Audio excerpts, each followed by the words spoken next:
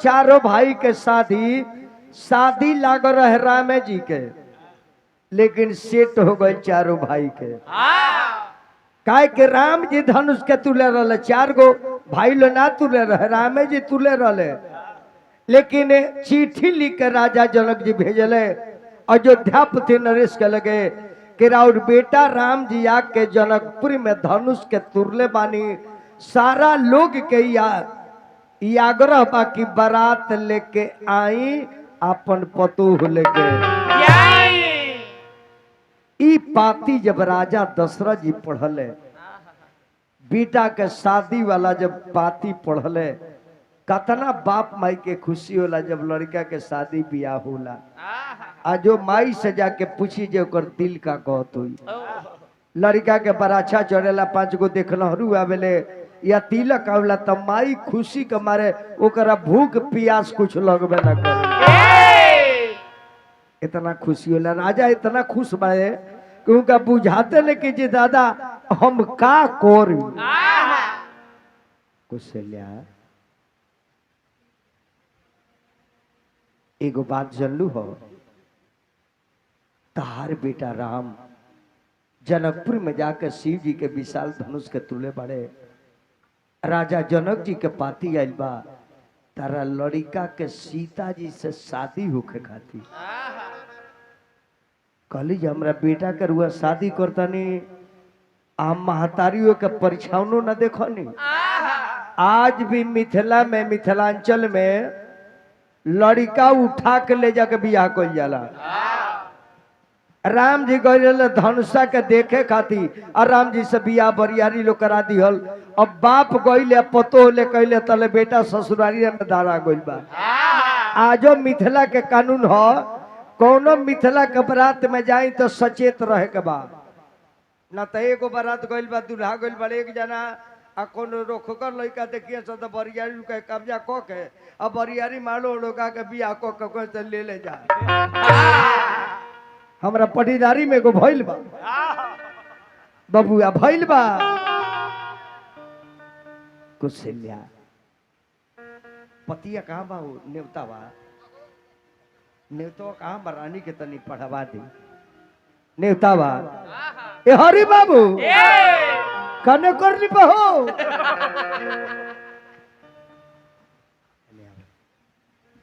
सुना सुना रानिया अरे घुसुकिया वनियारा, पड़बू खबरिया तो अरे जुड़ा जाई जियारा। आइल बा जनकपुरी से पाती, ए रानी पढ़ के फूल से लछाती।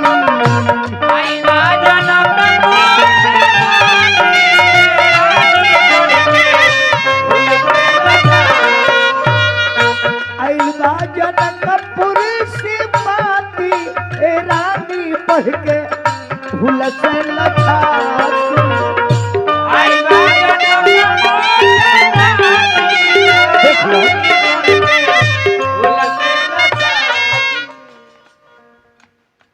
बाबू श्री राम तुरले धनुषा पुरानवा, मिथिला में राजा लोके तुरले गुमानावा। सब राजा के हरा दिल बा।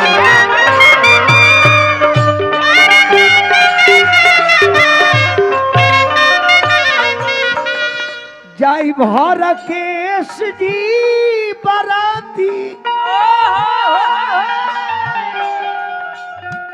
जाए भर केश जी बराती, ए रानी पढ़ के अरे हुलसा छाती।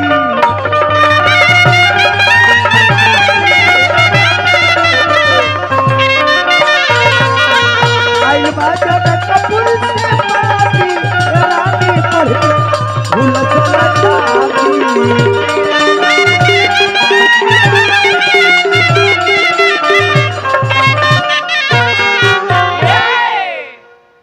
बेटा भरत, बेटा शत्रुघ्न, बरात के सजावट करो। तीनों रानी चिंता करे के काम नहीं के, बरात में चले के बाद गुरु जी के रथ पर चढ़ के फुटकर चाहिए, फुटकरे नु कोशिश करते हैं। दोनों बाबू लोग राउड बन रहे, आके पैसा दे के चल जाए के बाद रोके के नहीं खे। और वह ऑयल का ले निमन रखता राउराई जी के गोइल का आई या देख के चल जाए। हम पैसा राउड बोला के दे दे, चली खाली गावे दी हमरा के, हम फुटकर राउड भेज दे। अब जान निकल के बेटा भरत शत्रुघ्न रात के सजावट करो।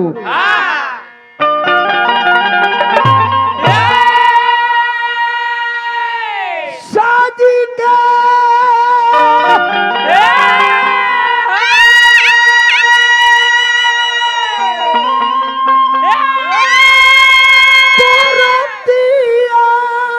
राजा जी आहार चला ले रहतिया सब रंग पियरे पियरे, अरे सब रंग पियरे पियरे। अरे मुनि जी के अलग जमतिया सब रंग पियरे पियरे।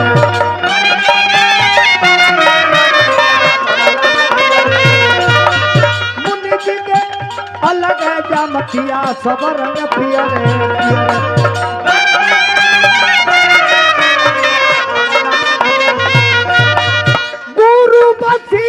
संगे तीनू आवारतिया सब रंग पियरे पियरे।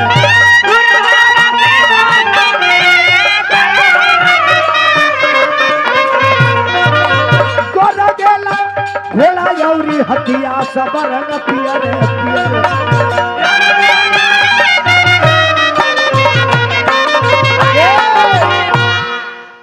बिना लगन के बारात अयोध्या से चल देता।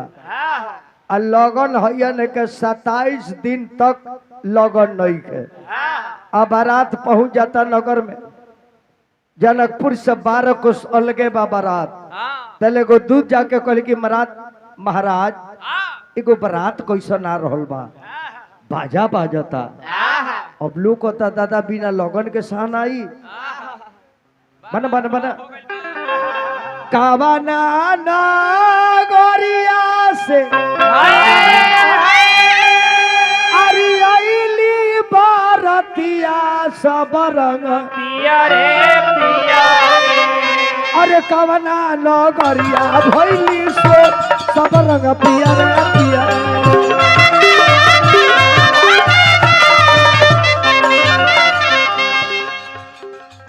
जगह हमरा महिचा गांव से बारात बबुआ के जाई, ओ जी यही ना हला हुई ये कहां से बारात आई बा। कावना नगरिया से ओइली बारतिया रंगवा पियरे पियरे।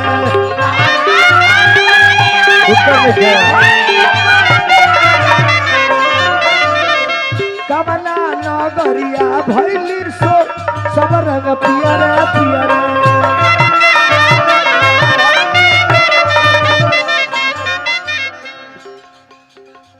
महिचा नगरिया से ओइली बारतिया रंगवा पियरे पियरे।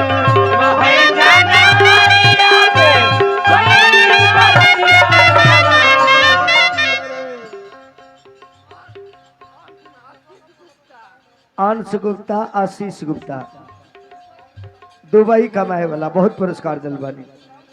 ए बबुआ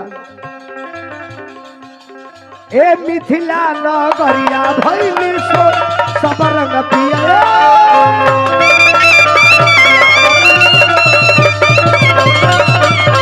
मिथिला नगरिया भइली सो सब रंग पियरे पियरे।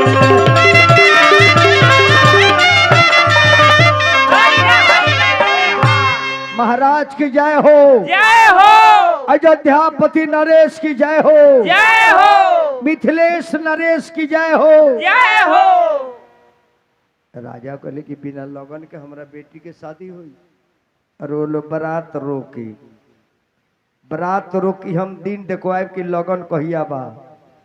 त लगन देखे खातिर स्वयं ब्रह्मा जी आईनी। ब्रह्मा जी सोचनी कि बिना लगन के अगर शादी भगवान के हो जाता तो दुनिया में इंसान तो लगन के महत्व न जानी। त नारायण के कुलगन शादी ना हो। तो लगन देखल गई तो वो दिन से 27 दिन के बाद लगन रहे, यानी पंचमी तिथि के।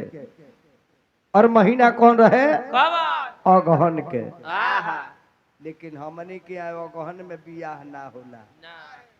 ईटवा धाम पर देखले बानी अगहन में राम जी के बारात जाला, लेकिन हमने के अगहन में बियाह ना होला। कारण बा हमने के पूर्वज लोग बड़ी होशियार रहे। राम जी के शादी भइल मिथिला के पतरा से, हमनी के घर के शादी होला बनारस के पतरा से।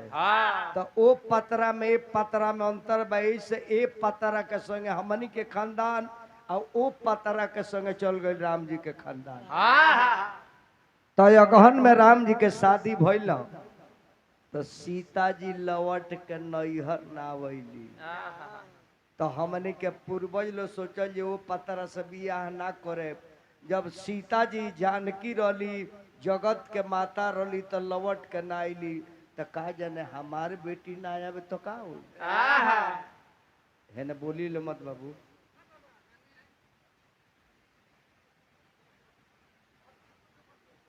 आशीष कुमार गुप्ता दुबई नरेश के पुत्र बानी, हार्दिक अभिनंदन बा। तो दू गो काम बाबूजी हमने के पूर्वज लो ना करे। अगहन में शादी आ गंगा के वो पार में कबो लड़की के बियाह ना करे के। है तो नारायणी जी ने चंपारण में हेलल जाता, ई गंगा ना है नारायणी है। आ होने माझी कर बाड़ी उ सरजुग जी है। असली गंगा पटना वाली है। ऐसे कभी अपना बेटी के शादी गंगा के ऊपर मत करी। सीता जी ऐसन बेटी के शादी गंगा ऊपर हो गई। लड़की गई ससुरा लेकिन नैहर के मुंह ना देखल। ऐसा मन किया के लोग शादी अगहन में ना करे। हमारा समाजी में एक जना बड़े हरि बाबू, इनकरा बाबा के शादी अगहन में हो गई। गाँव ना आओ तो में कर इया कहा भइल बा। ए सम चेताई ले तू ऐसा काम मत करी हो। अब जब लगन पत्रिका ब्रह्मा जी बनमनी नु तो अब विचार लोग करत, बड़ बुजुर्ग लोग मछरी बेच लो मेरा कहीं मोमला उगतल बा का हो राय करते यार बात ही नहीं जात। पूरा में कमी बा, ओकरा में कौन कमी बा? हम तो कल भेंट कैले नहीं, दू चार हाथ पिटई नहीं लेकिन कुहासा में लौकी ना। तो जान ली गन्ना मना बनल तो विचार भई कि राजा दशरथ के 4 गो बेटा बाड़े आ राजा जनक जी 2 भाई बाड़े तो 4 गो लड़की बाड़ी। तब ब्रह्मा जी तनी गन्ना मना देखी न जे कौना लड़किया के कौना लड़के वास्ते पड़ता दिख ली। तो जय अक्षर के दुल्हा तो अक्षर के दुल्हन, जितने अक्षर ये पार्टी में बा उतने अक्षर वो पार्टी में बा। जितने लड़की पक्ष के लोग उतने लड़का पक्ष के लोग एगो अक्षर अधिकार ना पाए रउरा। राम के शादी राम सीता लक्ष्मण उर्मिला भरत मांडवी शत्रुघ्न श्रुति कीर्ति जनकपुर अवधपुर अवधेश मिथिलेश कौशल्या सुनैना। देखो तनी गाना मना ऐसा दुनिया में केहू के बनल हुई। जय अक्षर के दुल्हा तो अक्षर है जी नाचो तरी है नैना जी। इनकर नाम हवे हरकेश बाबा। न एना 3 अक्षर में बा। आई जौना से बियाह कोइली बे ओकर नाम सुने तो धड़कन के बीमारी हो जाई। दुर्योधन। यहाँ से विजयपुर ले मुसहरी पकड़ा ले चल जाला। ए बेचारी के नाम है न ए ना, आ मरद के नाम दुर्योधन। इनकर शादी ओरिजिनल अगर गाना माना देखल जाता कहानी मन होला। न ए ना गिरी जी हरी जी गुलाब राजा राम तोरो सुना हो। ना हिंका 3 अक्षर में हितऊ का नाम बा राहुल। माने हुल का माने लावा मेरा में जोई है। बियाह होते लावा में रहते। तब राजा जनक जी तिलक लेके पहुंचल बनिएगा तिलक चहल हो।